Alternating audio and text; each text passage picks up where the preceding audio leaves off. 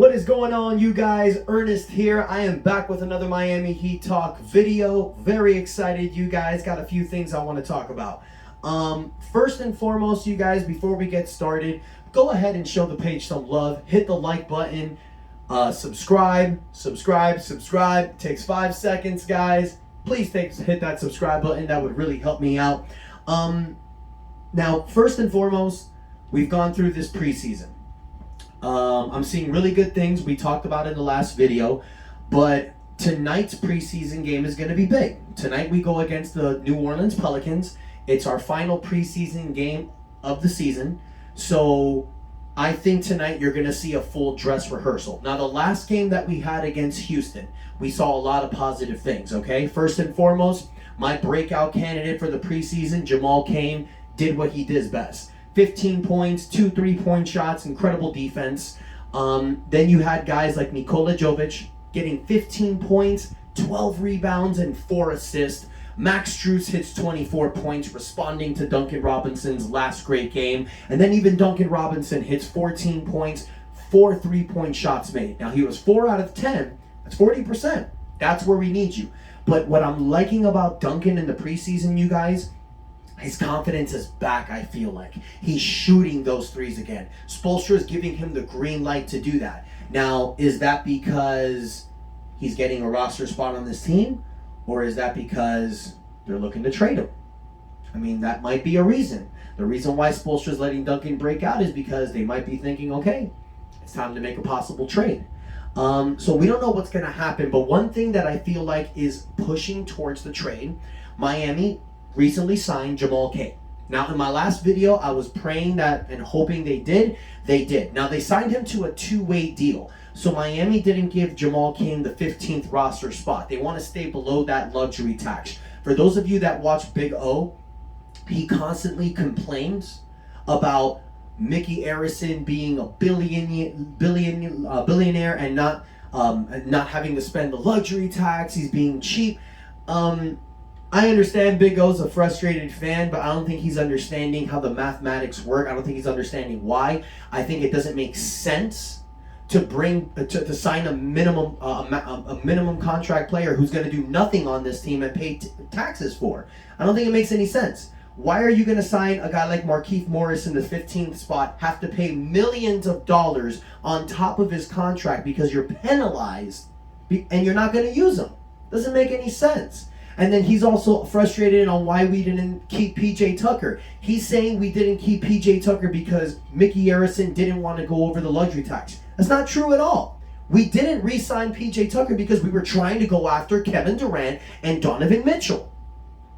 We had P.J. Tucker on a hold until we got those guys. We offered P.J. Tucker a 3-year, $27 million contract, or $29 million. He chose not to go with it. He chose to sign for Philadelphia for exactly the same money after the state taxes. I'm only talking about this right now, you guys, because I know some of my subscribers, my fans, you guys watch the Big O podcast show. I don't want you to be fed this bullshit and believe it, okay? He doesn't know what the hell he's talking about. Because if he remembers clearly, Miami didn't cut P.J. Tucker for no reason. They did not re-sign him for no reason. They told him to wait so they can go after one of these whales. P.J. decided to go to Philadelphia on his own. That's his fucking problem. He's an idiot. Whatever. Doesn't matter. But for Big O to say that Mickey Arison doesn't want to spend money, it's stupid. That's nonsense. That's not true at all. Mickey Arison has done it many times. You just do it for the right team. You do it for the right players. That's a fact. Now, sorry to vent because I heard that yesterday and it blew my mind on how dumb this guy is sometimes. And by the way, Ira Winderman, please stop going on the Big O show. Dude keeps cutting you off all the time. If you want a platform and be able to actually speak, jump on Miami Heat Talk, bro. I got you. So, back to Jamal Cain, you guys. Signing a 2-way deal.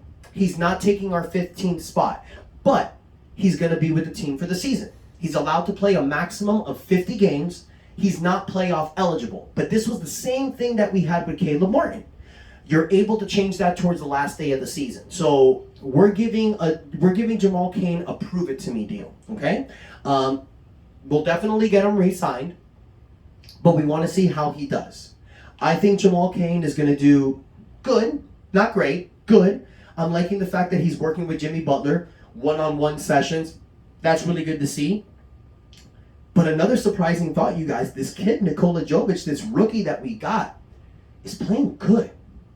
And he's only 19 years old, playing in NBA preseason games. Now, one thing I want you guys to take away from Nikola Jovic and Jamal Cain. Yes, you can say, oh, but it's just preseason games. I got that.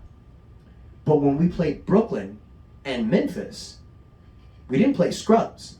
We played starting players. Kevin Durant and Ben Simmons played for Brooklyn.